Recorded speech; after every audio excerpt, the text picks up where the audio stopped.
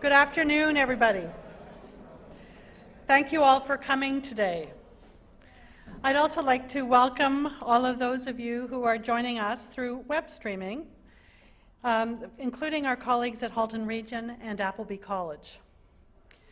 Sheridan has embraced sustainability as a strategic priority area, and this event today will help to launch us on our journey. As a post-secondary institution, we have a key role to play in sustainability as we're preparing the leaders of tomorrow. It is vital that our students are imbued with the principles and practices of sustainability so that they can take this knowledge and related skills with them into the workforce and our communities when they graduate. Our very special guest today will be speaking to us about the role that colleges like Sheridan can play in sustainability. More broadly, he will describe how sustainability can be a driver for collaboration, innovation, and value creation for society through business, communities, and academic institutions in general. Dr. Karl-Henrik Robèrt is an internationally recognized thought leader on sustainable development. He's the founder of the Natural Step, a global network of non-governmental organizations that lead change towards environmental and social sustainability. A doctor and cancer scientist by training, Dr. Robèrt founded the Natural Step in 1989 to promote a unifying framework for social and ecological sustainability based on a scientific consensus.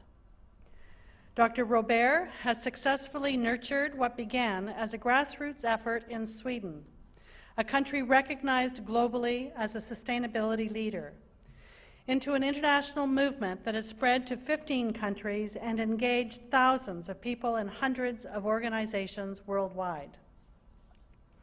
For the past 20 years, Dr. Robèrt has worked with well-known organizations such as IKEA, McDonald's, Nike, Scandic Hotels, and Electrolux to help them pioneer sustainable solutions and transform their organizations.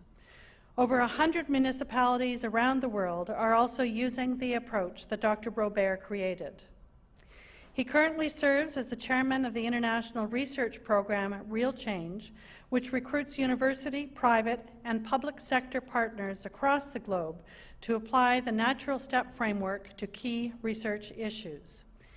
In 1999, Dr. Robèrt won the Green Cross Award for International Leadership, and in 2000 he won the Blue Planet Prize, often considered the Nobel Prize for ecological sustainability. We are incredibly pleased and honored to have Dr. Robèrt with us today. Please welcome Dr. Karl-Henrik Robèrt.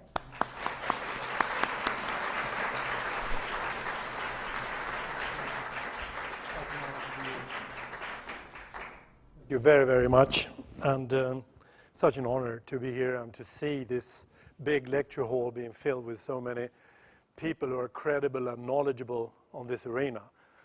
Make me a bit nervous, actually. Keep me on my toes. I'm severely jet-lagged and still would like to come across as comprehensively as possible.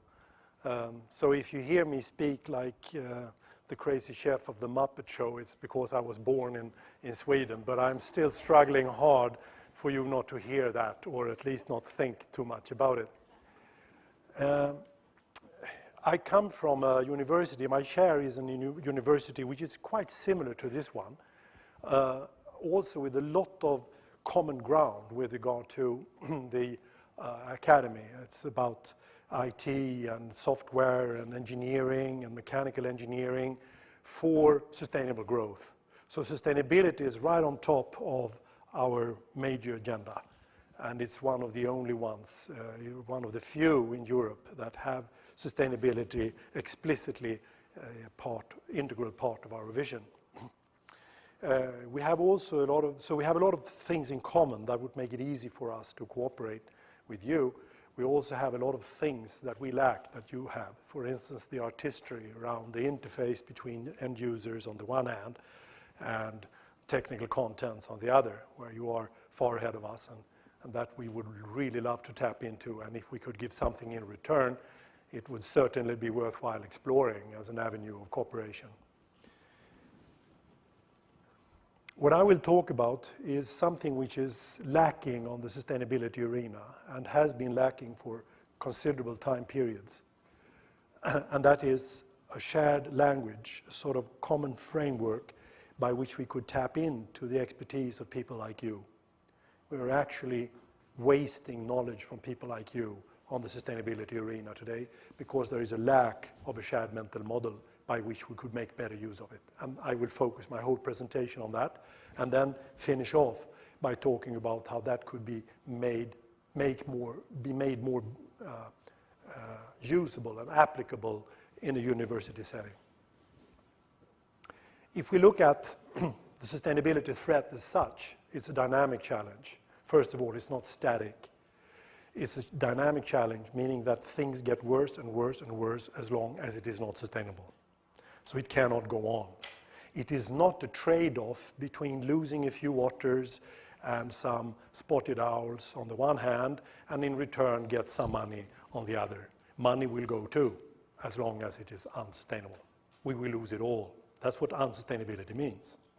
And that creates automatically, inherently, this dynamic challenge into something which nobody will be untouched by, regardless of what we are doing in society. Everyone will be affected, also with regard to bottom line money. The funny thing is that you don't need scientists to say this. Most people feel intuitively that this is the case. If you ask anyone, do you think that we have stopped losing forests on the global scale? People say, no, we're probably still losing some, right? But I know of a place where they are actually expanding forests and doing something about it. Yeah, I'm not denying that. I'm talking about the global average. We're still losing, right? Yeah. Topsoil layers, groundwater tables, fisheries, coral reefs as habitat for fish.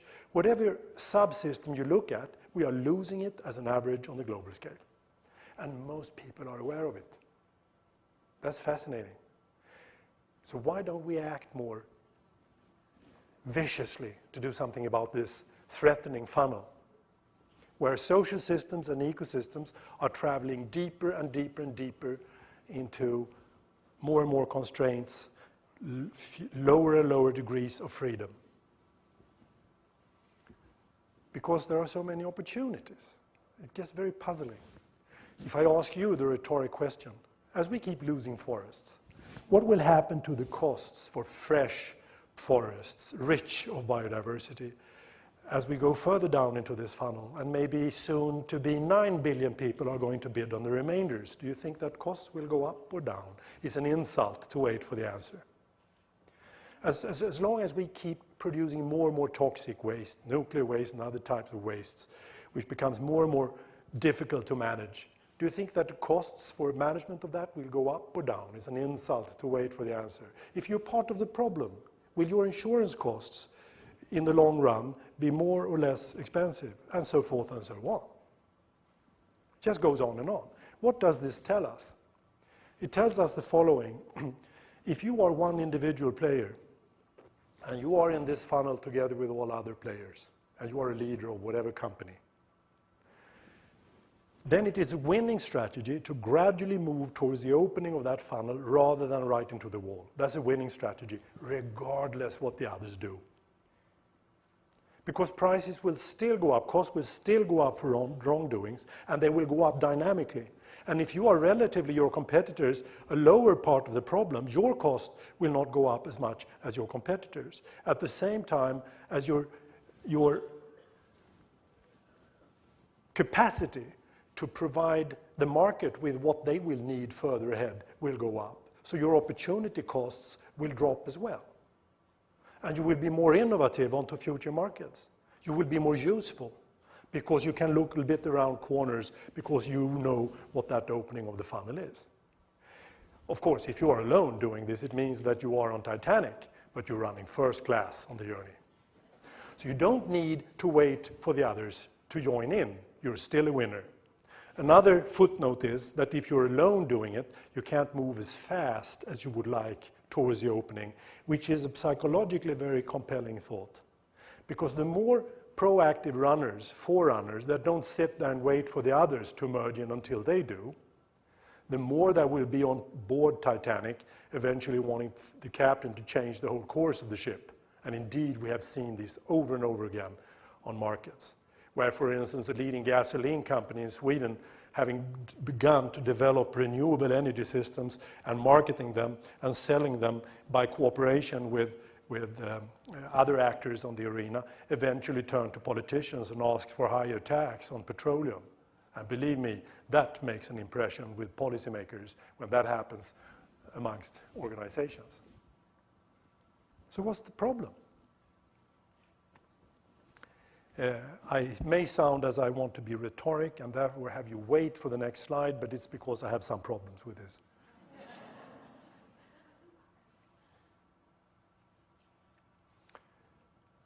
That's a bit too much for drama, I must say. So it worked the first time, now it has ceased to work. I don't know how to slip. So what's the problem? The problem is called reductionism in science. It means that you are seeking knowledge, but you are drowning in information. This is not a way by which we can deal comprehensively with those issues. Could you help me? I think I prefer to say the next slide, actually. And reductionism has its correspondence in society, the way it's organized in drill holes, where each expert group is digging deeper and deeper into ever-increasing knowledge, which is wonderful. But the problem is they do it instead of also paying attention to how all those drill holes connect. Next slide, please. From my university hospital, I'm a cancer scientist by training and a medical doctor and a clinician. We were no different, but we had one exception at that university hospital where it worked beautifully. It's called a clinical conference.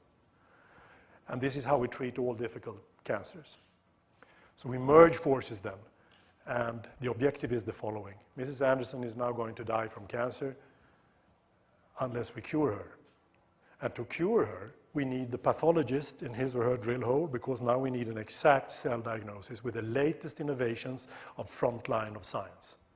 And then we need the radiologist, because we need to know the distribution of the tumor. And then we need the nurse, and we need the surgeon and the radiotherapist, and we need the social worker to mobilize society at large behind her, to put up with this tough treatment. And not one of those professional groups can cure her on their own. We need each other.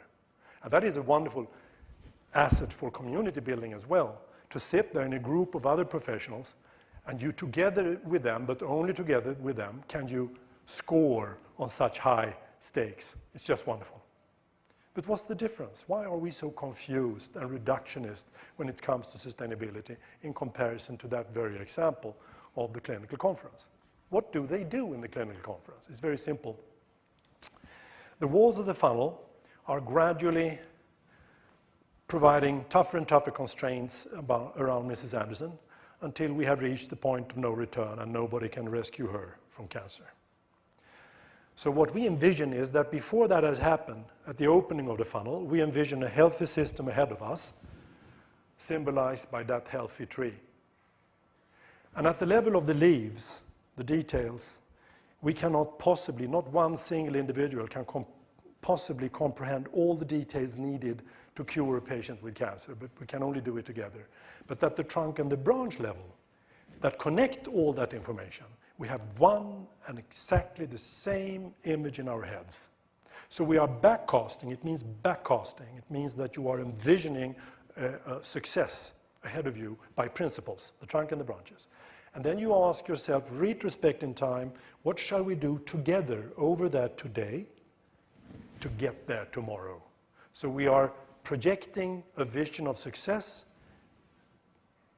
at the principle level, and then we backcast from that. That's what a chess player does. The principles of checkmate guide every move you do. And you assess the current situation on the board with reference to winning, which are those principles. And then you can do trade-offs, you can deal with the unexpected, you can deal with all kinds of problems, but never ever in a way that compromises the definition of winning. For planning purposes, such principles are called boundary conditions. So you put up boundary conditions. And our experience in the natural step is that that is what smart, intelligent project groups are most sloppy with. To put robust boundary conditions for whatever they want to do. They take it for granted. They build assumptions on that the other guys around the table probably have exactly the same definition of what this project is all about as I do, without even checking it. So they flunk very often when it comes to arriving at success. In this case, winning means killing the last cancer cell in her body without killing her. So we have two principles that must be met at the same time. Today, the patient is the global society suffering from the deadly disease unsustainability. And to cure that disease, we need economists and engineers and academic people like yourselves and so forth and so on, and marketers and politicians and whatever. But how can they possibly merge forces around a cohesive approach to sustainability if we don't know what it is? Completely impossible, unfeasible. In a university, this means that if you can have such principles informing each drill hole, like we do in a clinical conference, you recruit the relevant stuff from your respective drill holes, and this is a wonderful way of cooperation at the university level. If you can design projects where you need experts from different departments at the university, you need them, otherwise it won't work.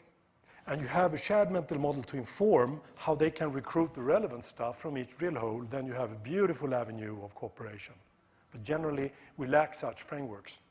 So we bring all kinds of experts into a room, and they meet regularly, and they enjoy each other's company, but they never do anything together. Then they go back again. Sometimes they also leave a room like that, and they say, now I am confused, but at a higher level.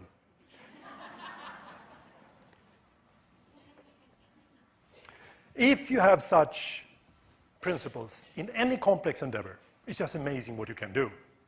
And that was the driver behind our attempt to do it.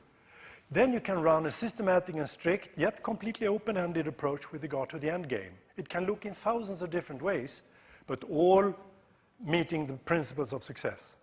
Only then are trade-offs manageable. Because when you are playing chess, you can sacrifice a player here and there for a higher cause. But you can't if you don't know the end game.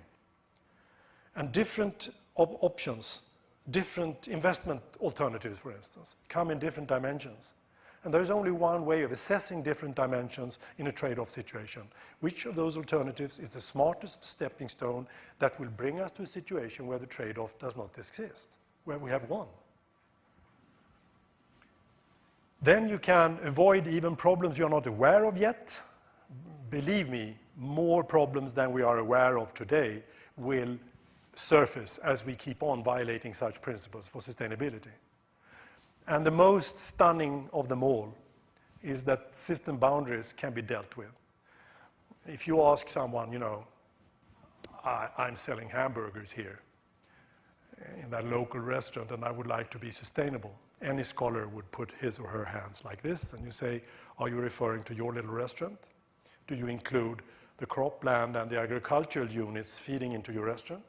Do you include waste management afterwards? Do you include the whole world? And then a little smile is spreading on the lips of this scholar to demonstrate how unfeasible this would be. Yet that same scholar is not stupid. He or she realizes that sustainability can only be addressed at the global scale. So is this then scientifically unfeasible? Not at all. Because if you have a robust definition of the end game, principles of sustainability, you can put those up ahead of you as that hamburger salesman and ask yourself, those things in the whole world that I need to take into account to meet those principles in my burger restaurant need to be taken into account. And the stuff that has got no relevance or bearing on what I'm doing need not be taken into account. So you use purpose as system boundaries. And it can easily be done in modern system science. It's a no-brainer. But we must get scientists on board, understanding that modern system science allows us to do stuff we couldn't do before in chemistry, physics, or any of the other drill holes. Today we can, in an as robust way as indeed any of those drill holes. Finally, the other ones read more or less for themselves. You can now calculate the resource potentials. If I would say, let's go for this type of photovoltaics, and you can ask what metals go in there, what chemicals go in there.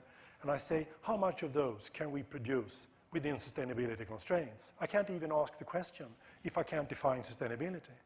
But if I have the sustainability principles informing it, I can ask that question and calculate it.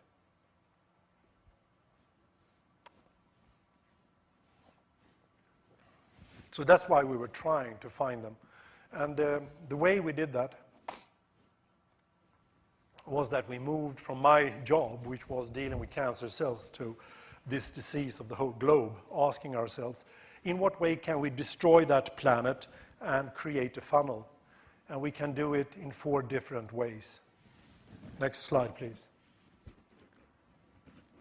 And by defining them, we got such an impact that the natural step could spread to all the countries you heard in the introductory. And we all do the same. We continue to refine this framework, explore it, test it, and refine it again, together with businesses, universities, and all kinds of other people, to create role models, thereby creating the impact. Next slide, please. And that is the level we need to address. This is the framework. The system is football. Success is that you score more often than the other team. Strategy is that you distribute the players on the field, which is a much smarter way than everyone running after the ball at the same time. Actions is everything that happens on the field, and the tools are the stuff you need to foster actions to really be strategic, to arrive at success in the system. And sustainability is no different. So you need to understand the system, the biosphere with the human populations enough to be able to arrive at the safe definition of success. And for that to be safe for backcasting purposes, the principles must be necessary, not some flaky value-based stuff that some people agree and others do not. It must be dead necessary so that you don't mix in all kinds of debatable stuff. They must be enough. Otherwise, there are gaps in the thinking. They must be generals, because that was the whole idea for the drill holes, to be able to inform their respective stuff into a joint venture. And they must be concrete, telling you how to play chess or cure cancer or whatever, and they must not overlap, because then comprehension disappears. Only then can you be strategic. So we asked ourselves with that level, what are those principles? And we managed to aggregate thousands of problems on that threat list into 3 mechanisms of destruction, and we can use those as boundary conditions for redesign. First of all, we are living our lives such that mined materials are systematically increasing as waste in the system. We never say that. Instead, we say carbon dioxide and climate change and cadmium in kidneys and phosphates in lakes and so forth and so on. But this one and the same root cause, we are mining materials and behaving with those materials such that they increase in concentration. The second one is that we are also allowed produced compounds to increase systematically in concentration. We never say that. Instead, we say PCB, DDT, dieldrins, freons, phthalates, chlorparaffines, anti-inflammables, and so on and so forth. And we send out scientists, each experts on eutrophy or ozone depletion or endocrine disruption, but it's one and the same flawed design of our societies at the root of allowing chemicals to increase. The third is that we are causing this funnel also by physical destruction with bulldozers, chainsaws, asphalt layers, and far too large and brutal fish boats. We are ruining the habitats of fisheries across the globe.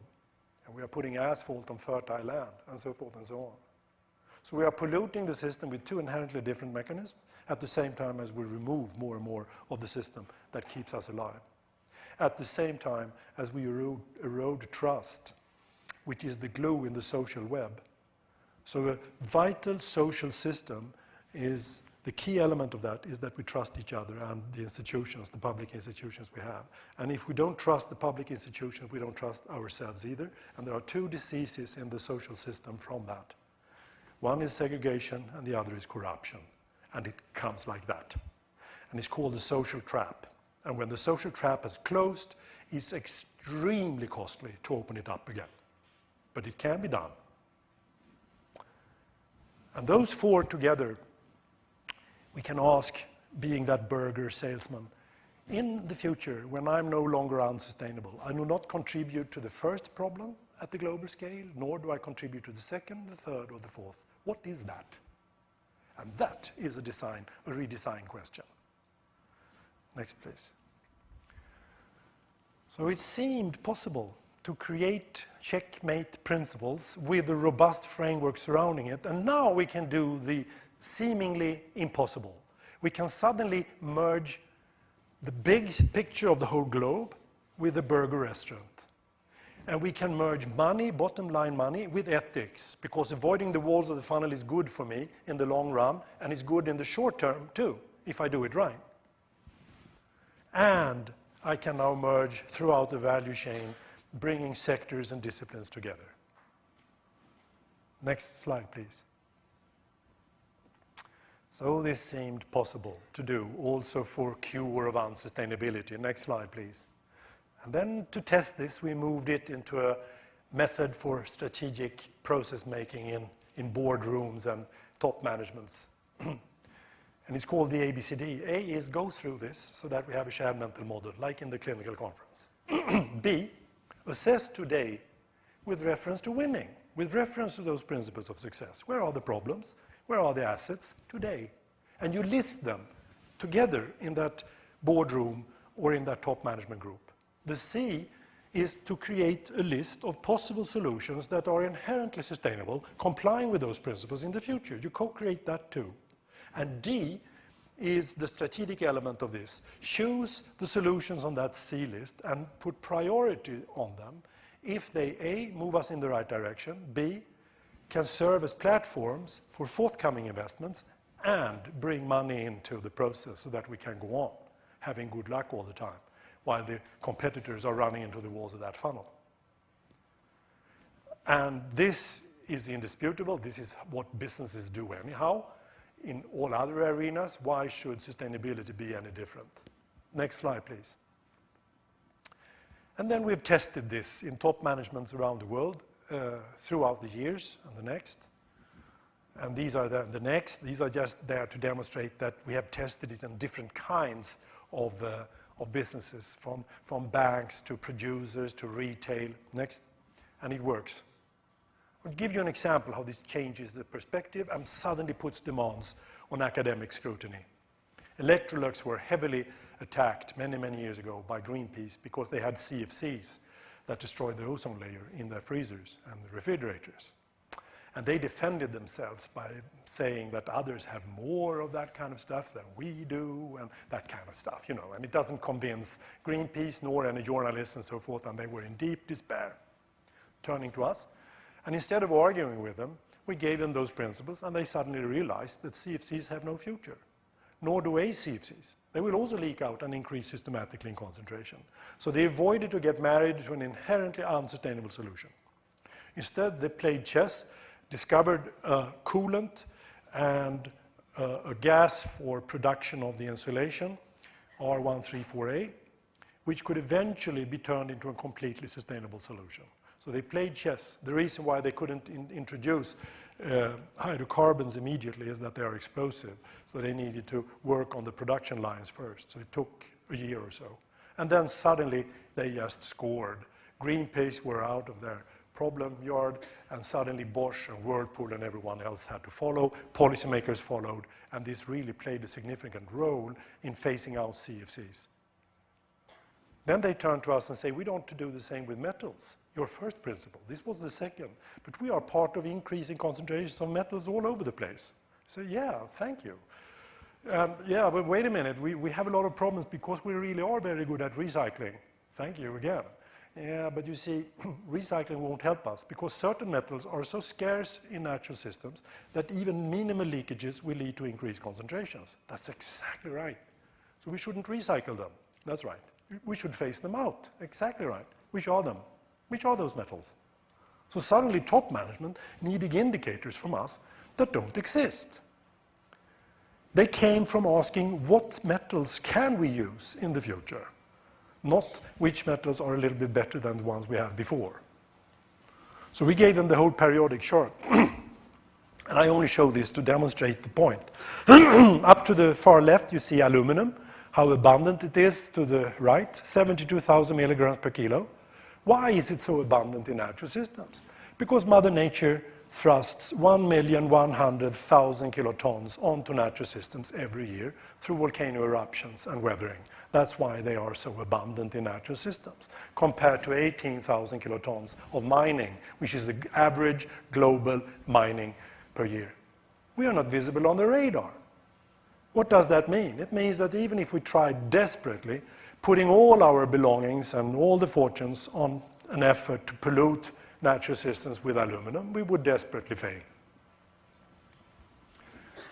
Our flows are only 0.047 of natural flows, compared to, for instance, 24 at the global average, which is around 90 times higher here in Canada than in natural systems. And indeed, copper is increasing. Zinc is increasing in natural systems.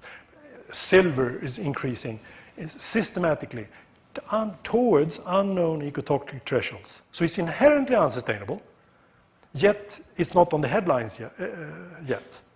So now you can use indicators based on sustainability principles to foresee which metals should be there and should be recycled, and the ones you should phase out. So they moved from copper to aluminum, which can do all the functions that copper can in a refrigerator based on this. So they changed the whole perception of chemicals and metals and everything. And the next slide, please. A few years later, the head of Electrolux, today head of Volvo, where he has moved all this knowledge with him there, said that it was not until at least 10 years later they understood how many billions they had earned from understanding this before the competitors. The next one shows a more American way of saying exactly the same thing, the founder of Interface. So what are guiding them is that they have a lighthouse of a robust definition of sustainability within which they put the visions and their own core values and their own strategic goals, but they use this as the boundary conditions. And if the mining company can do it, and if the factory can do it, and if the trucking company can do it using exactly the same framework, then they can deduce the challenges, the solutions, some early smart chess moves that would bring money into them at the same time as it would open doors to the future, compare notes, and then they could make business together. Therefore, this is now growing faster than ever in value chains throughout different businesses and, not the least, in communities and municipalities. Next one, please. So we have, I would guess, probably well above 250 right now. We began in a little cute municipality far north in Sweden and is now spreading fast south. Also to some really impressive, relatively large cities like Dublin and Madison and Portland and so forth. Next slide, please. And one of the key players in the world, the most prominent one, is in this room right now, and is Ken from Whistler, who also won a UN-sponsored prize for being the most proactive community in the world, leading the most proactive community in the world, because he's managed to use this framework across all kinds of sectors and disciplines and held it together, and that requires real leadership. So, I will now only browse this. I've already showed you what robust principles of winning can do. And now we have serious experiences that this is actually what those principles deliver. So in the early days, we published in peer-reviewed theory arena. Now we are publishing as much on the concrete practice arena, what businesses are actually able to do if they have this definition of sustainability. Then just a final notion, and then I'm done. There are so many tools and concepts for sustainable development that they themselves have begun to be perceived as confusing. What of those things do we need and what do we not need? I am not talking about a tool in competition with any other tool. I'm talking about the only unifying framework we have with those 5 layers, starting with the definition of sustainability in the whole biosphere and working that down into a definition for the individual player, logical guidelines for how to get there, and all the tools for system dynamic modeling and everything else we need. So this is not in competition with any other tool, but if you have this, access to this big picture, then you can make better use of any of those tools. And indeed, we have published also this in peer review. Next slide, please. I was invited by UNEP in Paris many years ago to create order on this arena of all those tools because we have this unifying framework. And then the mindset, I met with the pioneers of all those nice tools, like Wackernagel behind footprinting, which is a beautiful innovation from him and Rees in Canada. And it's the most sensual, most effective way of quickly communicate progress by use of this kind of framework with regard to sustainability and aggregate it into areal units. And it's almost so intuitive that it goes without explaining what it is. We have reduced our footprint this much. So we can do in this elegant, sophisticated culture we have developed here with half as much natural area to provide the same services. But it's an aggregate of information that can be aggregated in areal units and leave all other sustainability aspects out. So it cannot be used for transparent planning, but it is the top of the line when it is about the disclosures to the general public for success. So then we published that together with Wackernagel. And we did the same with Factor 10 and zero emission and cleaner production and life cycle assessments with all the other pioneers behind those tools. And the mindset will not surprise anyone. I had those pioneers imagine that they would lead an organization to complete sustainability by use of those principles. And then asking, for what purposes can we use ecological footprinting and for what purposes can we not use ecological footprinting? We co-authored it and published it. Next slide, please. And it has since then been the most downloaded article of all articles of Journal for Cleaner Production, which is the official journal for sustainable development at the United Nations.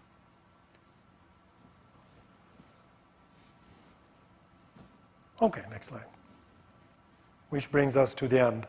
Just want to finish off saying that this framework, after having been developed, scrutinized, refined, developed again, tested, developed, refined, scrutinized, and changed for 20 years, is now put into practice in a systematic research program, which I'm chairing, which is called the Real Change. So the core of that flower is to continue to do that with the framework. And each petal represents a university or some intellectual group of people wanting to do research by use of that framework. So the petals are connected to the core because they use one and the same framework. So this is the clinical conference in a scientific setup. And 5 Swedish agencies founded the first 3 years of research around the framework.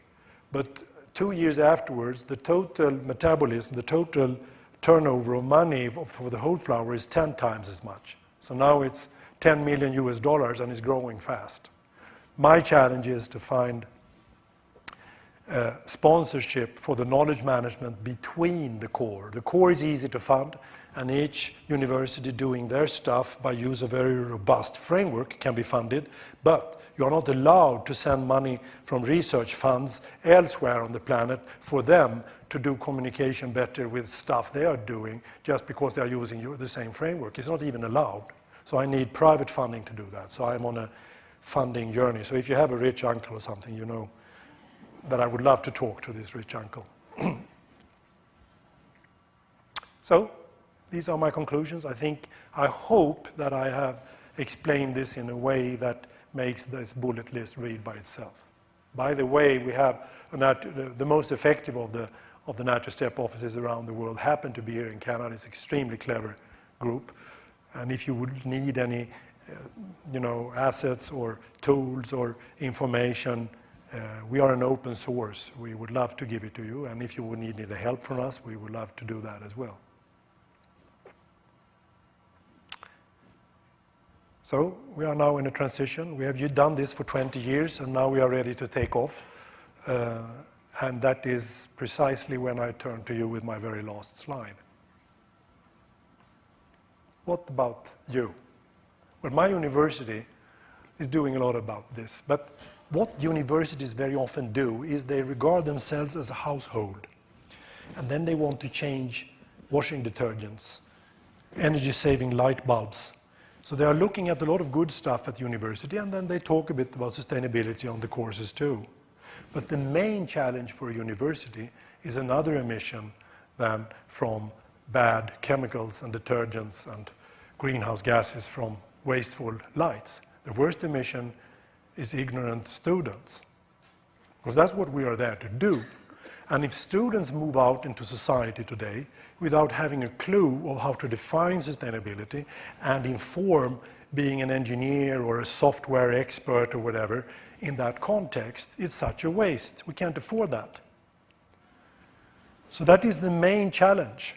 And to make that happen, how much does the faculty know about this big picture? I'm not talking about the nitty-gritty. That will follow automatically from the clinical conference, but we need that biggest possible picture structured in an intellectually robust way.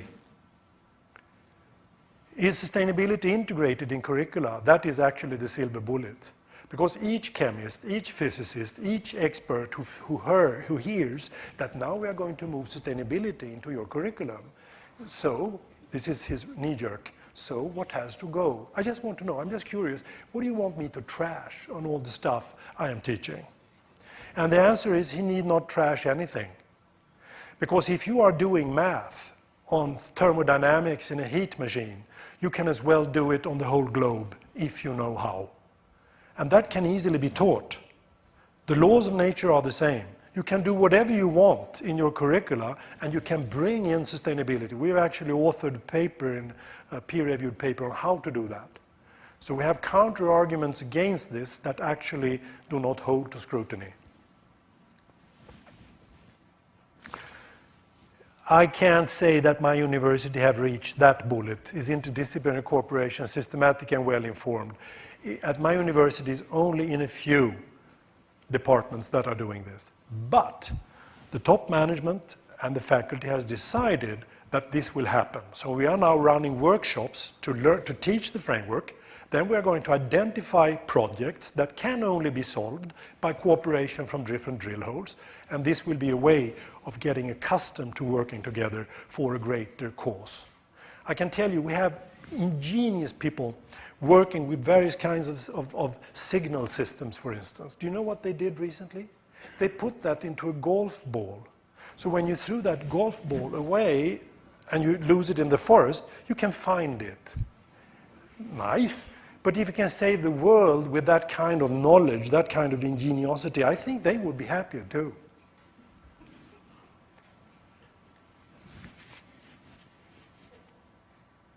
And then the light bulbs and the washing detergents become a sort of hygiene act, something you do to walk the talk. Are you trustworthy if you want the students to learn this, if you are flanking of the university as a hospital, but that's not, as a household, but that's not the primary objective. So thank you so much for your attention, and now I'm looking forward to that.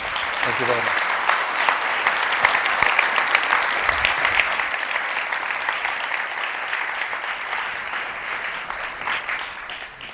Final slide. This is sort of framing for the whole thing. Yes, please. Okay. In terms of enabling an institution like college towards becoming an agent towards this kind of change, how important is it, do you think, that the college be perceived by the surrounding community?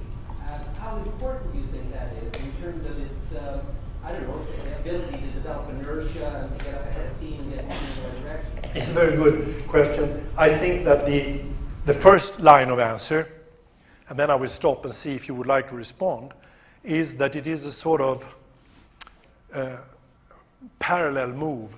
Because if you begin doing it, score. That will improve on your reputation. A few others would like to do the same, which gives you some money and opportunities to do it. And then you do it again, you keep scoring, and then it goes up like that.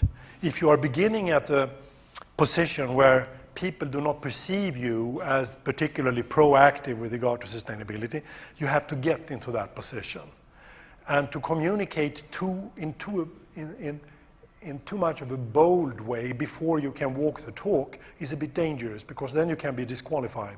So be a bit humble in the beginning, begin saying to businesses and others, we would like to explore this together with you, and we're not experts, but we would like to be, and we think you are very proactive, and then you score, publish it, and then eventually you get on the move. That's how we have done it anyhow. So it becomes part of your strategy. Exactly right. You strategize to sort of work the levels up. Yeah.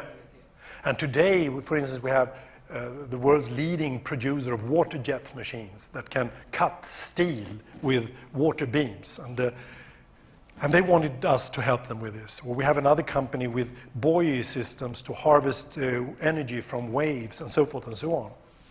So then we begin with the whole sphere, the whole biosphere, and having a robust definition of sustainability. And then we explore the future market, and we have robust principles. And by use of those principles of sustainability, we can collect all the aspects that are challenges, but also that are very strong already today in that business, all the possibilities. Then we model those things into a virtual machine, and we can run, so we can produce a new water jet machine virtually. And it produces a couple of thousand of those overnight.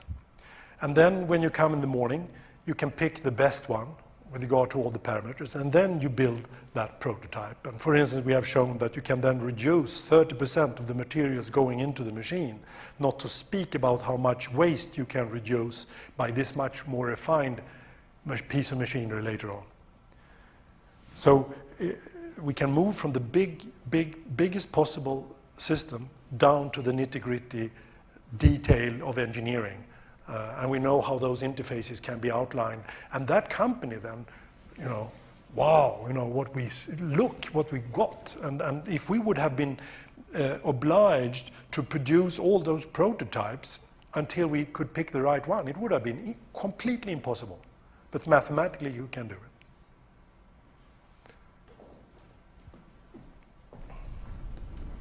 We've actually got a couple of microphones. We have between 10 and 15 minutes for questions now. So if you have questions for Dr. Robèrt, there's one microphone I can see right there before the sound stage. And I believe there was one upstairs that's right over here. So why don't you proceed up ahead there?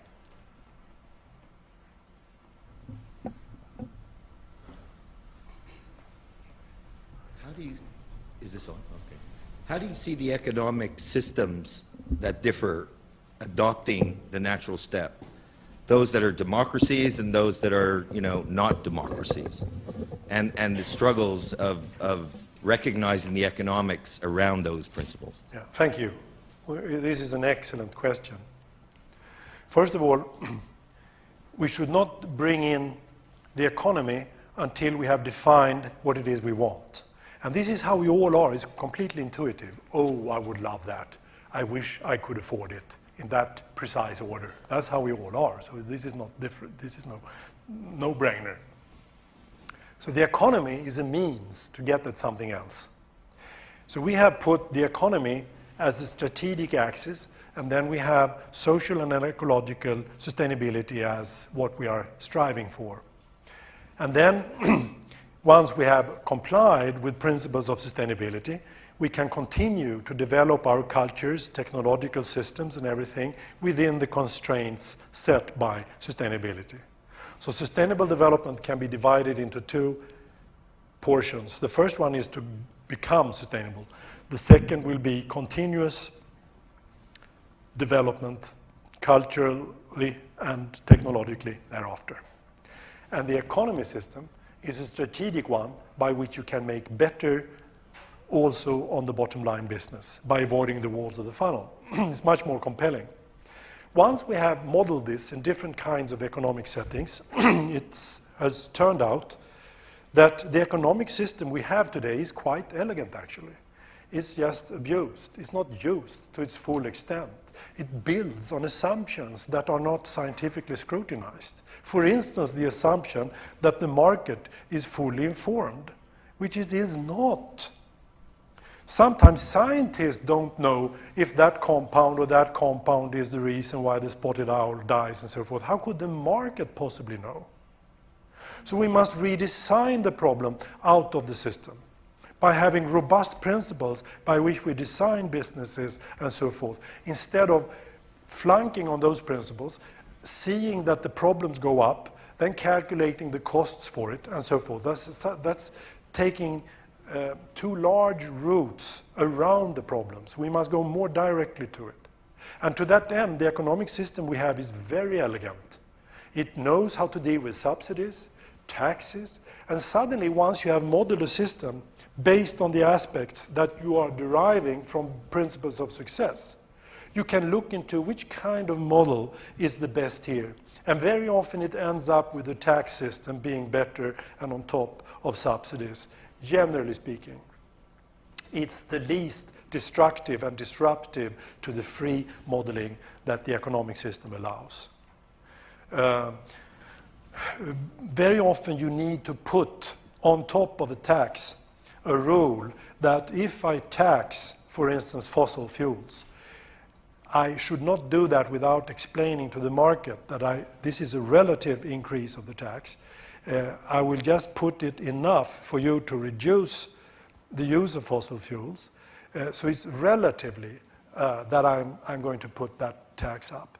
Then I'm going to reallocate the income from that tax to sustainable stuff. And I want to employ you all on this journey. We need gasoline stations and we need all those inherently unsustainable actors today. We need them on board because they are the experts on how to distribute any kind of fuel. And we need the miners because they know so much about metals and melt points of metals, how to keep metal fractions clean and pure. We need the nuclear power experts because they know how to deal with the security in big, centralized, difficult centers. They know how to distribute energy. We have all these competencies all around us.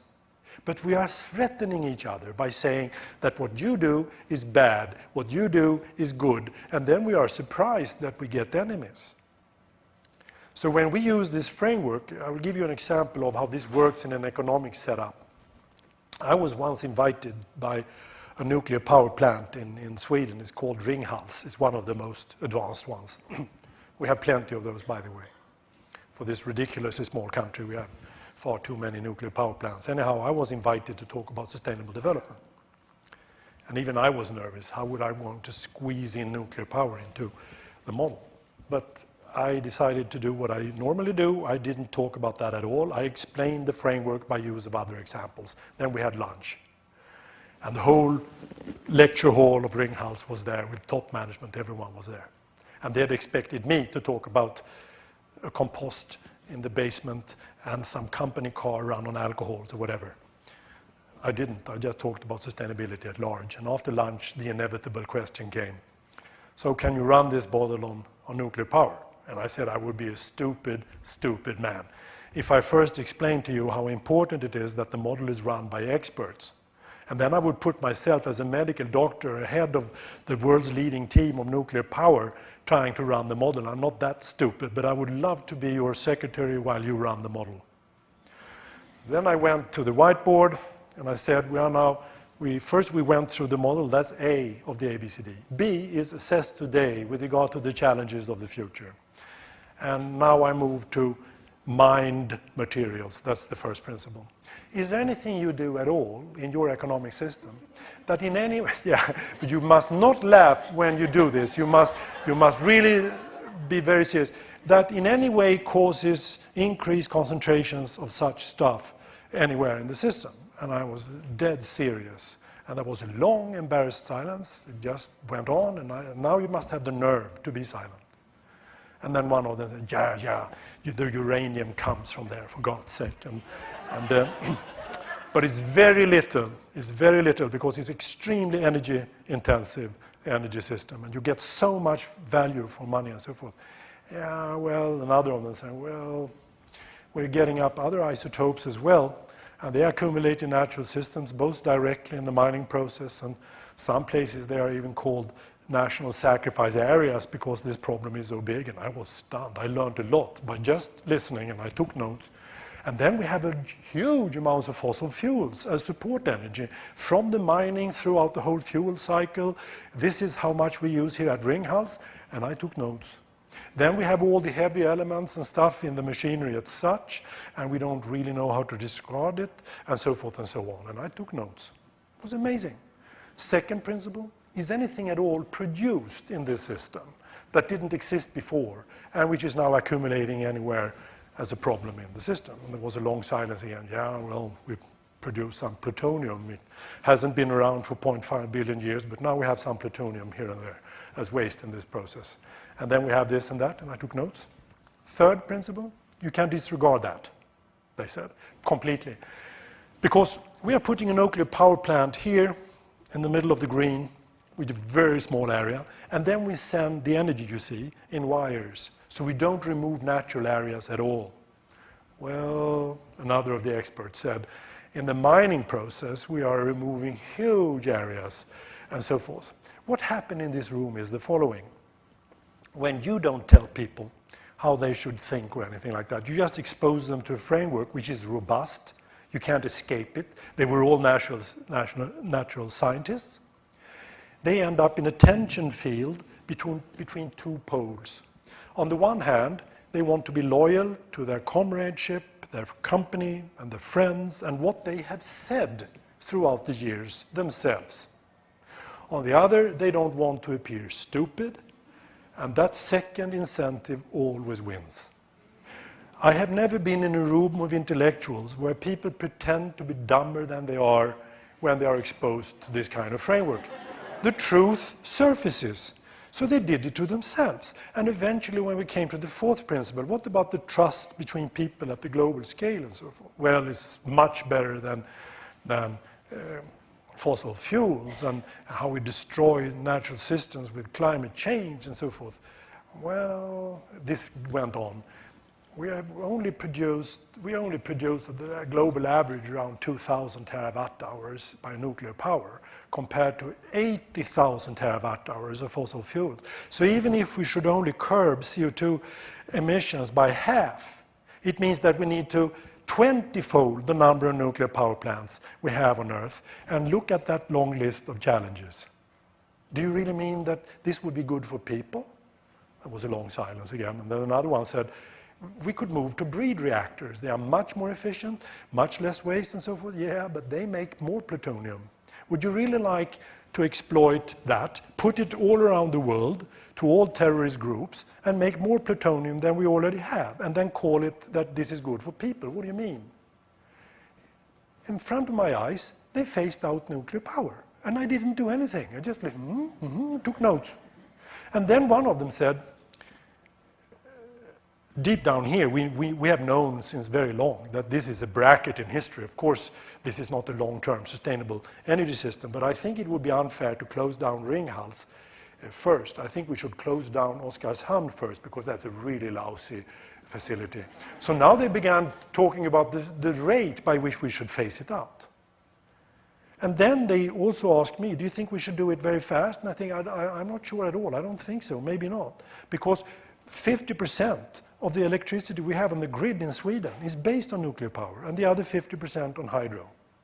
But I thank you for having really confirmed to me that what you do today has no future, and the rest is all about how we stepwise get there. Thank you so much. And then I went home.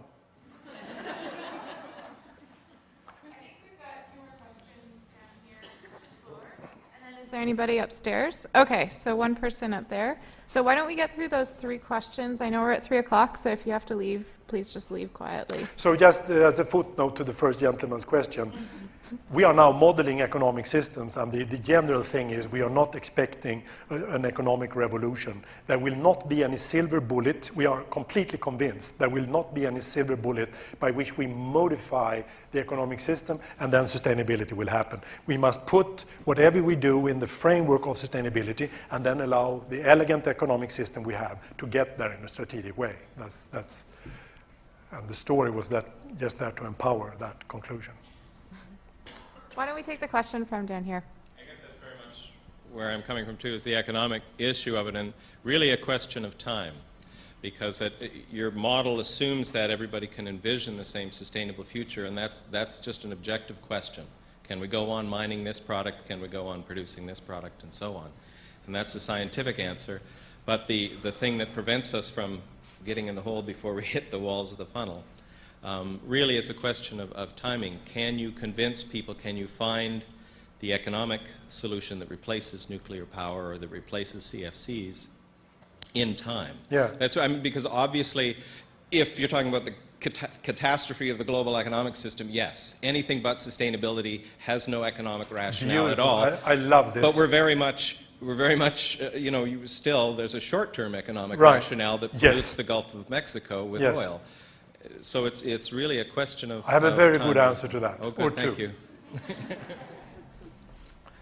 The answer is that once it is on the table that what we do today has no future, and in line with the funnel, the risks of doing it will increase as long as we do it. The risk that we will be hit economically hard, it will increase. They understand that from the dynamics. Suddenly, the burden of proof turns from us, who want sustainability, to them. So then they ask, could you give us some numbers to demonstrate how long time we have a safe journey with this inherently unsustainable thing causing exactly. And this is like sitting in a car, you're heading full steam ahead, you're enjoying the speed, you're on the motorway, it's misty, so you only see 200 meters or so ahead of the bonnet, and you know there is an abyss ahead of you, but you don't know where the abyss is, if it's 2 kilometers or 20 kilometers ahead. What do you do in a car like that? Well, this is a matter of personality, really. But most people think that it's particularly scary to know that the abyss is there, but you don't know exactly where it is. And I've seen this psychology being repeated over and over and over again, that once they know that this has no future, they begin to seek more innovative solutions. And suddenly they find services like leasing systems instead of production. They get so innovative. Then there are others that don't. But for us, in the sustainability movement, the name of the game is to find those who feel particularly anxious by not knowing where the abyss is, and then they move direction. And suddenly they begin to score, have less problems with tax and all that kind of stuff. That's the first line of response. The other one is that another group, also out of Stockholm, the Resilience Center of Stockholm, has recently published in Nature an article about the planetary boundaries, where you can actually calculate how, within what limits we believe that we are safe on the planet until we hit that abyss. This cannot be done for instance, chemicals. It can't be done for metals, the two first principles, but it can be done for certain chemicals like NOx. It can be done with some uncertainty for CO2 emissions and so forth and so on. And we have now decided to merge forces with them to give even more guidance to those who want to go down this line. So there is first a psychological line of explanation. Most people move if you just show them the inevitable cause of not moving, turning the burden of proof. And the other is that you actually can address even that issue for certain problems with more robust scientific methodologies as well. Okay, so we have a final question from upstairs and one from down here. So why don't we start upstairs? Okay, and I am asking for the student who was standing here but had to go. So she's wondering, she's a student at Sheridan, and she's wondering what can the students do on an individual level as the sort of first steps in the chess game that you were referring to? What kinds of things can they do? There are numerous things. I would just, from the top of my head, bring about a few of them. One is to ask these kinds of questions, of course, to faculty. Another would be to read about this, because some of the stuff is very comprehensible, easy to digest. There are e-learnings, there are stuff by which you can sit in an integrated, interactive IT environment and learn this way of thinking.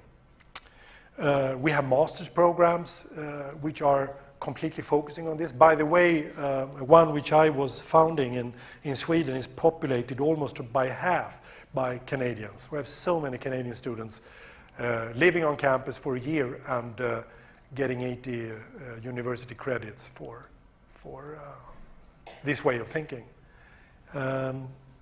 Beyond that, I think that young people in general should not underestimate the weight they have when they ask these kinds of questions to faculty and so forth, or even parents when they are even smaller. I have seen this so many times. I've even seen heads of big companies saying that the best relief of all from doing this was that the breakfast conversation with my little daughter became so much easier than it was before. So the pressure we put on the older generation is huge. And final footnote, the young students are not stuck in the old assumptions of the old paradigm. They just take it on immediately. It's so fast to teach them this. And some of them just sit there and say, so what's the problem? Are you really saying that those who talk about sustainability, they don't even have a definition? Yeah, that's right. Wow. We have one final question down here. So my question is kind of simple, but what does success look like? First of all, just as a footnote, I begin with the footnote.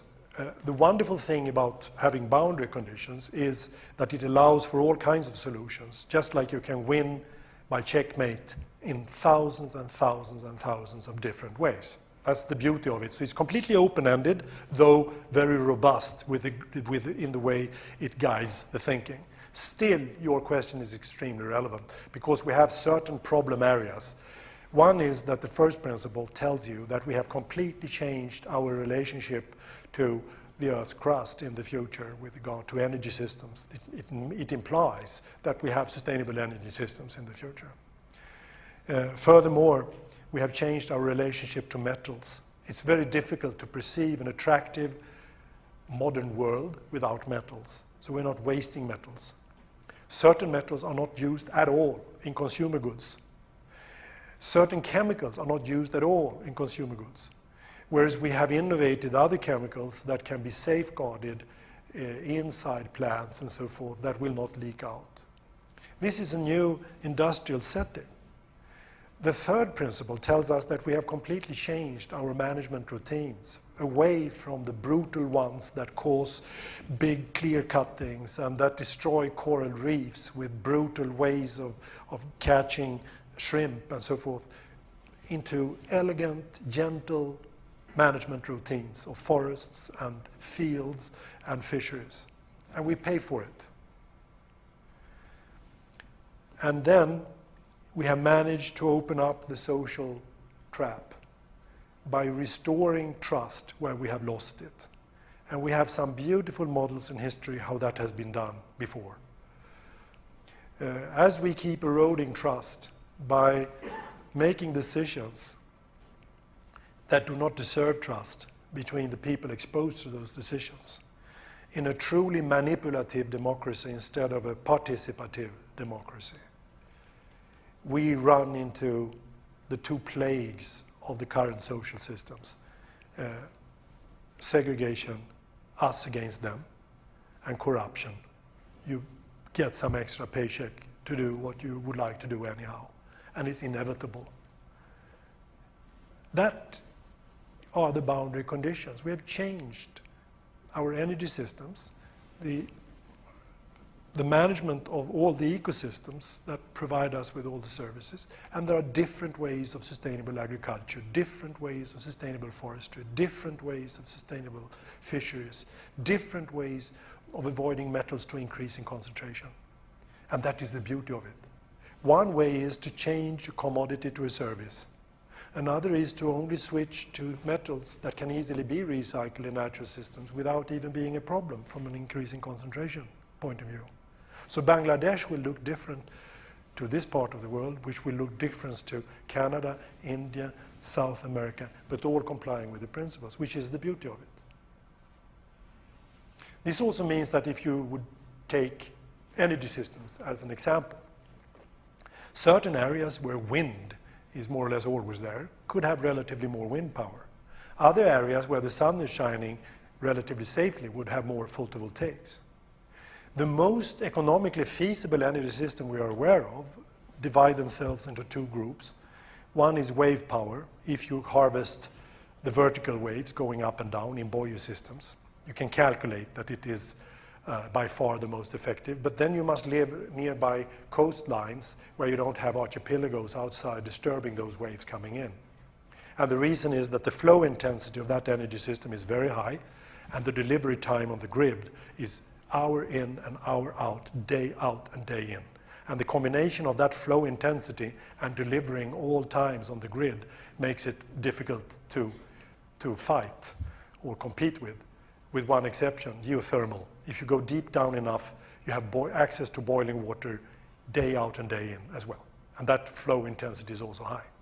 So you go for those areas where it's easy to get that kind of heat, or the waves, or the sun, or the wind. And this is also beautiful for the grid, because you get a mix of different energy systems into the grids in a country like Canada, for instance.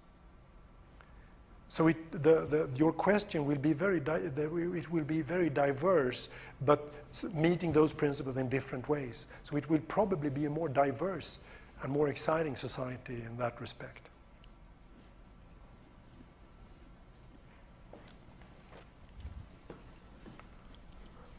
So Ms. Priest will just come up and give some closing comments.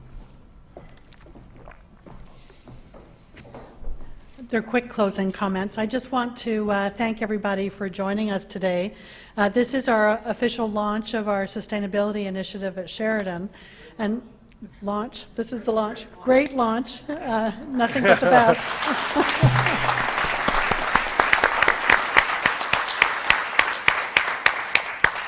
I haven't found a topic at Sheridan since I've joined this community that is more galvanizing and comes with as much passion as sustainability. So I am delighted that we've had this opportunity to share this conversation with the group here, which represents both internal and external Sheridan community individuals and interests. And I couldn't be more delighted about the beginning of a journey that no doubt is going to change the way we are and our being. And Dr. Robèrt, I want to thank you from the Sheridan community and for those others who have joined us today for your phenomenal ignition that you've just provided. And I'm sure it's sustainable ignition, but thank you very much. Thank you so much. Thank you very, very much. Thank you. Thank you very, very much.